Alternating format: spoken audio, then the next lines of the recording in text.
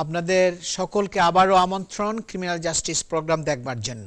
আমি solicitor Shafiul Azam, Azam and কো সলিসিটরস এর principal, এবং আমার সাথে আছেন আমার কলিগ ব্যারিস্টার লিন টাউনলি। একটা প্রশ্ন প্রায় সময়ে আমি পাই, সেটা হচ্ছে কি, I have been convicted but I am not guilty, what can I do? যে আজম সাহেব আমাকে তো ম্যাজিস্ট্রেটস কোর্টে গিলটি করেছে, আমাকে তো ক্রাউন কোর্টে গিলটি করেছে, কি হইলো, দেখতে দেখতে কি হইয়া গেল, আমি তো কিছুই বুঝতেই পারি নাই। আমাকে পুলিশ স্টেশনে পুলিশের একজন লয়ার দিছিল, বসতেও পারি নাই, সময়ও দিই নাই। এরপরে বের হয়েই দেখতে দেখতে আমার এখন তো অনেক বছরের প্রিজন সেন্টেন্স হয়ে গেছে। সিরিয়াস কেস, এটা বুঝতে হবে সবাইকে, এবং এটা সবাইকে দেখতে হবে যে এরকম যদি লং সেন্টেন্স হয় এবং এটা যদি আপনি প্রপারলি প্রিপেয়ার না করেন, সলিসিটরের সাথে ডিসকাস না করেন, এবং ডিসকাস না করে যদি আপনি ট্রায়াল ফেস করেন প্রপারলি প্রিপারেশন না নিয়ে, then the outcome and the possible result will not be achieved. এই জন্য আপনার অপশন আছে, আপিল করতে পারেন, but appeal is difficult. Regardless of whether you have been convicted in the magistrates court or youth court or in the crown court, you have a right of appeal. যে প্রায় সময় এই প্রশ্ন আমার কাছে সব সময় আসে যে আমি তো এই অপরাধ করি না, আমাকে তখন গিলটি করে দিল, আমি তো গিলটি ভার্ডিক্ট দিয়েছে ক্রাউন কোর্টের মধ্যে, এবং এখন আমি কি করব? You can appeal. আপনি অ্যাপিল করতে পারেন ম্যাজিস্ট্রেটস কোর্টের, ইউথ কোর্টের এবং ক্রাউন কোর্টের ভার্ডিক্টের এগেইনস্টে। There are strict time limits as to when an appeal against conviction must be lodged. একটা কনভিকশন যদি হয় এবং কয়দিনের মধ্যে অ্যাপিল করতে হবে ম্যাজিস্ট্রেটস কোর্টের ডিসিশনের এগেইনস্টে, এবং ক্রাউন কোর্টের ভার্ডিক্টের এগেইনস্টে গিলটি ভার্ডিক্ট হলে কয়দিনের মধ্যে আপনার অ্যাপিল করতে হবে, একটা স্ট্রিক্ট টাইম টেবল দেওয়া আছে, ওই টাইমের মধ্যে আপনাকে অ্যাপিল করতে হবে। And if you miss the deadline, it can mean that your appeal may not be considered. যদি আপনি ডেডলাইন, যে সময়সীমা যেটা দেওয়া হয়েছে, ওই সময়সীমার মধ্যে যদি আপনি অ্যাপিল না করেন, হতে পারে যে আপনার অ্যাপিলটা অ্যাকসেপ্ট হবে না, এটা কনসিডার করবে না। If you have been convicted in the magistrates court or youth court, the appeal is sent to the crown court. Magistrates courte অথবা youth courte যদি আপনাকে কনভিকশন করে, তাহলে আপনার অ্যাপিল করতে হবে ক্রাউন কোর্টের মধ্যে। However, if you have been convicted at the crown court, you will be appealing at the court of appeal in London. যে স্ট্র্যান্ডের মধ্যে যে কোর্ট অফ অ্যাপিল আছে, সেখানে আপনাকে অ্যাপিল করতে হবে যদি ক্রাউন কোর্ট যদি আপনাকে গিলটি ভার্ডিক্ট দেয়। ক্রাউন কোর্ট যদি গিলটি ভার্ডিক্ট দেয়, ওই আপনার কোর্ট অফ অ্যাপিলের মধ্যে অ্যাপিল করতে হবে একটা নির্দিষ্ট সময়ের মধ্যে। কনভিকশন যেদিন হয়েছে ওখান থেকে নির্দিষ্ট সময়সীমার মধ্যে আপিল করতে হবে। যেদিন সেন্টেন্স দিয়েছে ওই তারিখ থেকে একটা নির্দিষ্ট সময়সীমার মধ্যে আপনাকে সেন্টেন্সের জন্য আপিল করলে সেটা আপিল করতে হবে সেন্টেন্সের জন্য। There are specific forms which need to be completed whenever you appeal. এক এক কোর্টের জন্য এক এক ধরনের ফর্ম আছে, এক এক ধরনের রিকোয়ারমেন্ট আছে, এগুলো গ্রাউন্ডস প্রিপেয়ার করতে হবে এবং এগুলো সব প্রপারলি আপনাকে অ্যাপিল সাবমিট করতে হবে যদি আপনি আপিল করতে চান। And these are different depending on where your appeal is going to be heard. এটা ম্যাজিস্ট্রেটস কোর্টের অ্যাপিল এক ধরনের ডকুমেন্ট ফর্ম এবং আপনাকে প্রিপেয়ার করতে হবে, কমপ্লিট করতে হবে, এবং ক্রাউন কোর্টের জন্য এটা ডিফারেন্ট হবে, যেটা কোর্ট অফ অ্যাপিলে সাবমিট করতে হবে। There are however risks in appealing. Appeal করতে গেলেই শুধু যে অ্যাপিল করবেন, করার কিন্তু রিস্ক আছে, শুধু এমনি অ্যাপিল করলে হবে না। As such, it is vital to act quickly. Firstly, আপনাকে যদি অ্যাপিল করতে হয় খুব কুইকলি অ্যাক্ট করতে হবে, কারণ ওই যে টাইম লিমিট যেন পাস না হয়, ওই সময়ের মধ্যে থাকতেই আপনাকে প্রম্পটলি অ্যাক্ট করতে হবে। And to seek legal advice before you embark on any appeal, এবং আপনাকে লিগাল অ্যাডভাইস নিতে হবে অ্যাপিলের প্রসিড করার আগে। এমনি গেলে অ্যাপিলের জন্য যদি আপনি প্রসিড করেন, there can be a problem. অনেক সময় ক্রাউন কোর্টের ভার্ডিক্টের এগেইনস্টে ক্রাউন কোর্টের সেন্টেন্সের এগেনস্টে যদি আপনি অ্যাপিল করেন, অনেক সময় আপনি প্রিজনের মধ্যে যে সময়টা কাটাইছেন ওই সময়টা আপনার কোর্ট অফ অ্যাপিল জাজ ডিসঅ্যালাউ করতে পারে যদি তারা মনে করে কি এটা একটা আনমেরিটোরিয়াস, ওকে, অ্যাপিলের কোনো মেরিট নাই, এটা আপনার কোনো ধরনের প্রসপেক্ট নাই, একটা আনমেরিটোরিয়াস কেস, কনভিকশনের এগেনস্টে অ্যাপিল করা হয়েছে অথবা সেন্টেন্সের এগেনস্টে অ্যাপিল করা হয়েছে, এটার কোনো মেরিট নাই, তখন তারা আপনি যে প্রিজনের মধ্যে মনে করেন 1 বছর প্রিজনের মধ্যে ছিলেন বা 6 মাস ছিলেন ওই টাইমটা তারা ডিসঅ্যালাউ করতে পারে। সুতরাং রিস্ক আছে অ্যাপিলের জন্য, কারণ দেখতে হবে অনেকগুলো ক্রাউন কোর্ট দেশের মধ্যে আছে কিন্তু কোর্ট অফ অ্যাপিল হলো আপনার লন্ডনের মধ্যে একটা। সুতরাং আপনার অ্যাপিল সবসময় আপনাকে কনসিডার্ড ডিসিশন মেক করতে হবে। সবসময় আমার কাছে যখন আসা হয় তখন আমি দেখি, প্রথমে যেটা আমি করি যে অ্যাপিলের মেরিট আছে কিনা সেটা আমরা আগে দেখি এবং ওইটার জন্য আমরা একটা অ্যাডভাইস করি যে ঠিক আছে এই ডকুমেন্টগুলো আনতে হবে, তখন আমরা দেখব আপনার অ্যাপিলের গ্রাউন্ড আছে কিনা। অ্যাপিলের গ্রাউন্ড যদি মেরিট যদি না থাকে তাহলে খামাখা আপনার কোর্ট অফ অ্যাপিলের মধ্যে অ্যাপিল করে তো লাভ নেই, কারণ তখন কোর্ট আপনি যে সেন্টেন্স সার্ভ করেছেন অলরেডি এটা ডিসঅ্যালাউ করার আপনার রিস্ক থাকবে তখন। I will pass to my colleague Barrister Lynn Townley. সে অনেক বছরের দীর্ঘ 25 বছরের প্রায় experienced barrister, criminal lawyer, will talk on the forced marriage. Lynn, this is such a serious offense, the forced marriage, yeah, and then it's happening a lot, and then there are lots of the examples of the big crown court cases of forced marriage in this country, in the UK. And now how do we stop this forced marriage? Well, it's something that I think has to boil down to, in the end, it's just education and just changing the culture around forced marriage, because quite often people involved in forced marriage don't actually realize that that's what it is, and when it's actually explained to them why it's wrong, they understand, but because they have been through or been used to the practice within their families, no one has ever thought to question that it's right. And there's also a very fine line between arranging a marriage or assisting a marriage and forcing a marriage, which also complicates things. And it's just really it's pointing out that whilst no one is saying that arranging a marriage is wrong or that the family shouldn't get involved in assisting or introducing people within the family with the potential of it resulting in a marriage, no one is saying that that's wrong. Yeah, but that is the provided tradition, that there's consent.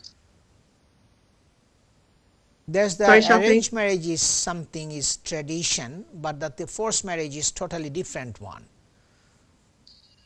It is, but there's a fine line, as I've said, and often people don't understand or realize where the line's drawn, because within the UK there's respect for the tradition of arranged marriage, and there's nothing wrong with that, provided that both the parties to that marriage are consenting and agree to it.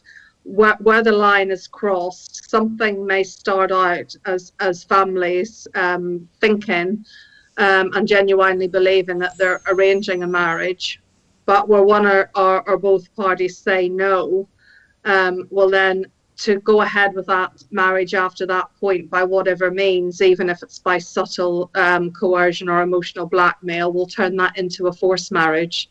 So it's when that line is crossed that it is the difficulty, and also how the line is crossed, because it doesn't have to involve physical force, it doesn't have to involve taking someone out of the jurisdiction. It can be simply a passive aggression as well. So, for example, not speaking to someone, ostracizing them out of the family, giving them the silent treatment, all of the things that can amount to emotional blackmail, making someone feel uncomfortable, telling someone, you know, that they're having an effect on people's health within the family because they're not agreeing. So it's really, it's when it's not accepting someone's lack of consent, when that is voiced. So when someone says, I don't want this, or I'm not keen on it, or I'm not happy with this at the moment, well then actually that's at the point where the family, even though they don't like it, have to stop.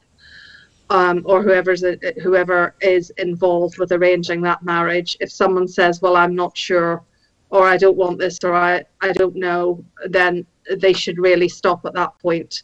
And the problem is that sometimes if someone voices dissent, people think that it's just nerves or it's normal to do that, that actually, even though they're saying they don't consent, they actually are consenting, and that's just what happens with people's nerves or whatever, and the family plow on with the situation. Well, actually no, that as far as the law is concerned, is when something becomes forced. So it's that very fine line between when something stops being arranged and being accepted to when something will be treated as being forced, and then potentially actually at that point might then move over to actually being a criminal offence if the marriage continues, and if the individuals that are involved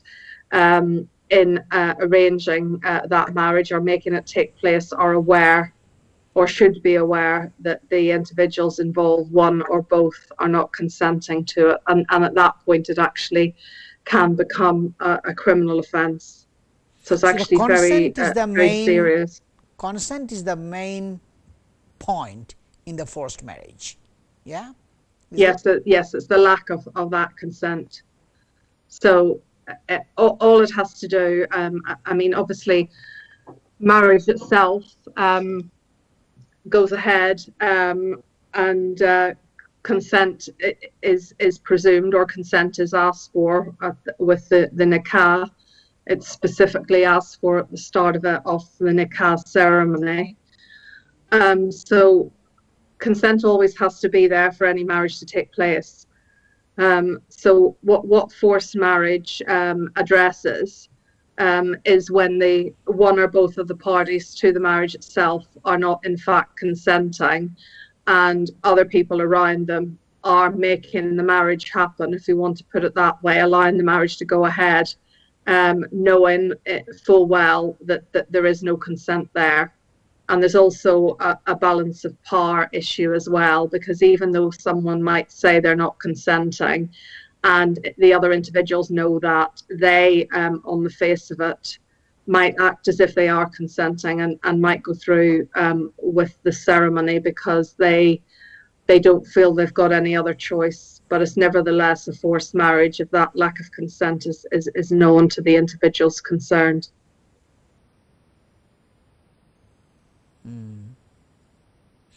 But which countries are mainly, in the forefront of this forced marriage?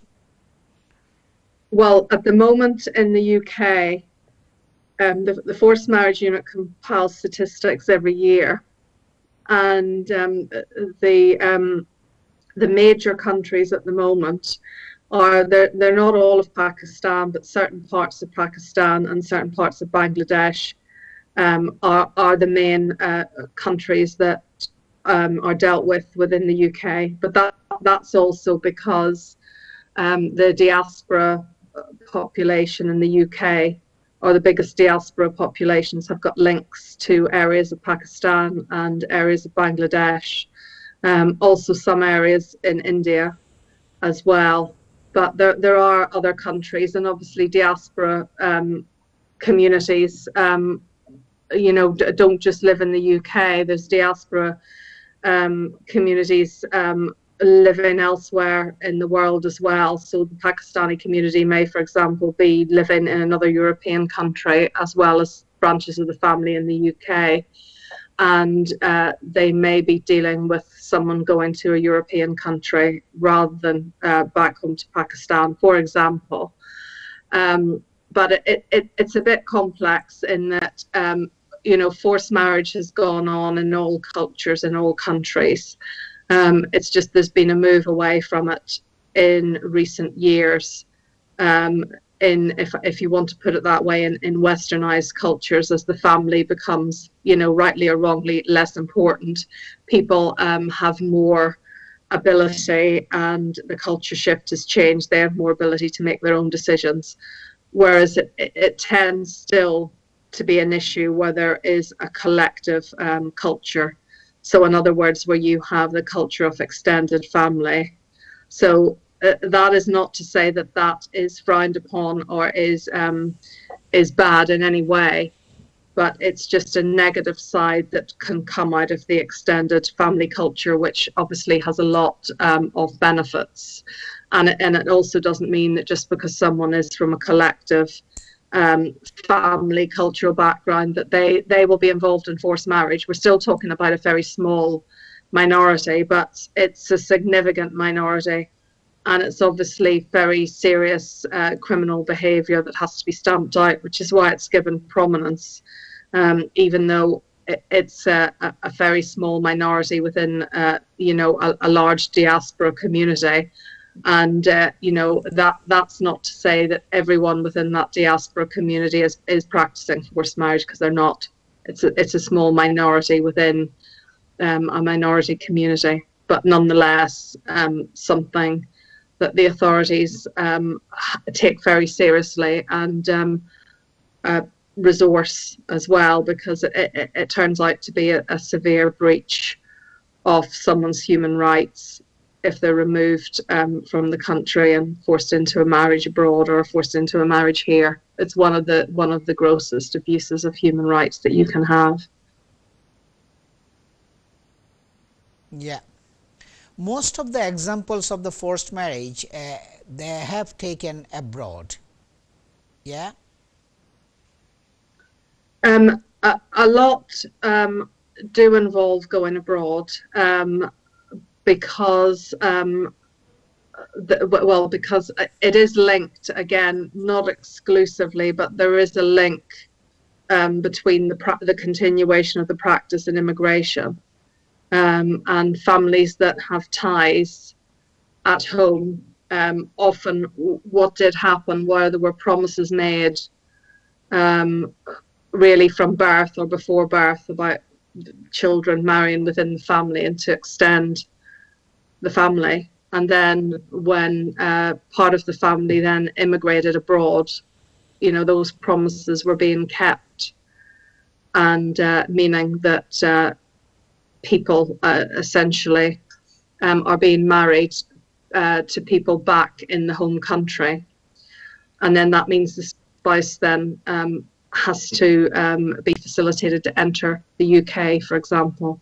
So a lot of the experiences in recent years have been of people being taken abroad, and in that way then the marriage can be quite easily facilitated abroad with the extended family. And then the individual might be left there with extended family. It very much depends what the family's arrangements are, or the marriage then can be used as basically as a reason then to get immigration status for the overseas spouse. So it has become very linked in with the issue of immigration, because just of the way the family mechanisms work. But in future, as the diaspora community grows, and there's a larger community present in the country of particular ages, well then there could be forced marriages going on where both individuals are British citizens if the families choose to keep these cultural types of activity going. But families change, and families change within generations, but equally families can go backwards as well. So we have seen cases, for example, where the parents were allowed to have their choice in a marriage partner, and then when it comes to their children, then they try and influence the choice of their children's marriage partner to the point of duress. So it's something that that ebbs and flows with generations, and it's a personality thing as well. But there's a power issue and a power imbalance, because obviously within families there are powerful individuals and individuals who are not powerful. So it depends very much on the personalities and beliefs of the powerful individuals within families. And in most cases, Lynn, I think it's to just to facilitate the entry of the extended relatives, like bringing the nephews or cousins, giving their arranging the marriage between the family members, then it comes to the forced marriage mostly, I think, yeah, mainly to, well, a lot of it is, yeah, because of the family mechanisms, and obviously immigration is quite an issue with certain families, and also to enable families to stay married to other close family members, it might mean having to look abroad, and that's both ways. And therefore, if promises have been made about family marriage structures, and if those are to continue, what that often means is having to marry someone to a relative from a different country.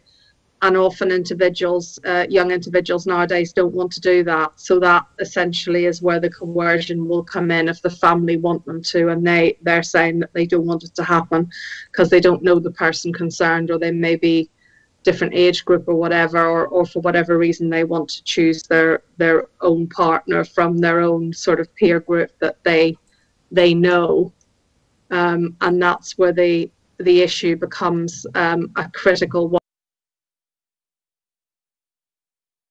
To, we'll say encouraged to begin with, but that obviously may turn sinister. But if they try and make the young person then consider a potential marriage partner that normally would not have been within their social circle, well, then it can quickly turn over to becoming a forced marriage at that point. And in most of the cases, they take the girl to abroad without giving them any indication that they are going to be arranging the marriage for the girl. They don't know anything. Why are they going there? Yeah. Yes, it certainly happens in some cases, and I mean, again, it's very case specific, but we certainly know in a lot of cases, and it can equally be a boy as well. There are male victims of forced marriage, but it is quite a common case where girls are taken abroad on holiday and they haven't been told beforehand that they're going actually to be married, and that has been very common and reported in the past. So there are male victims also. Oh yes, yeah.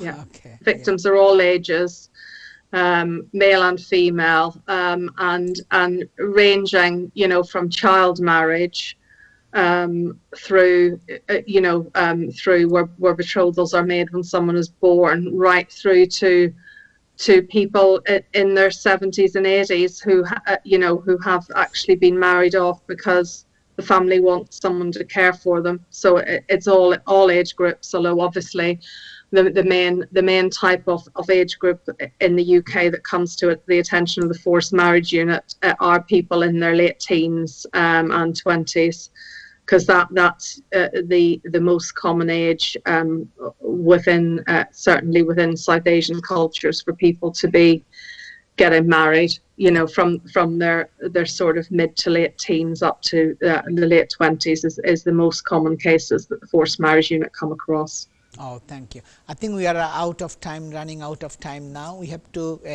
finish today. দর্শক, আপনারা শুনছেন barrister Lin টাউনলির কাছে শেষ অনেক details ওয়েতে উনি বলছেন forced ম্যারেজের উপর ভেরি সিরিয়াস অফেন্স, কেউকে ফোর্সড করে ম্যারেজের মধ্যে নিয়ে আসা, it is a very serious offence, এবং এগুলো আপনার ক্রাউন কোর্টে ট্রায়াল ফেস করতে হয় এবং অনেক লং সেন্টেন্স হতে পারে। আমরা আজ এখানে শেষ করছি। আজকের প্রোগ্রামটি আবার রিপিট দেখানো হবে নেক্সট টুইসডে ঠিক একই সময় দুপুর 12:30 থেকে 2টা। তাছাড়া এনটিভি ইউরোপের ফেসবুক এবং ইউটিউবে লগ ইন করলেও আপনারা প্রোগ্রামটা দেখতে পারবেন। সবাই ভালো থাকুন, সুস্থ থাকুন এবং সকলের প্রতি আমার শুভকামনা থাকলো। আসসালামু আলাইকুম।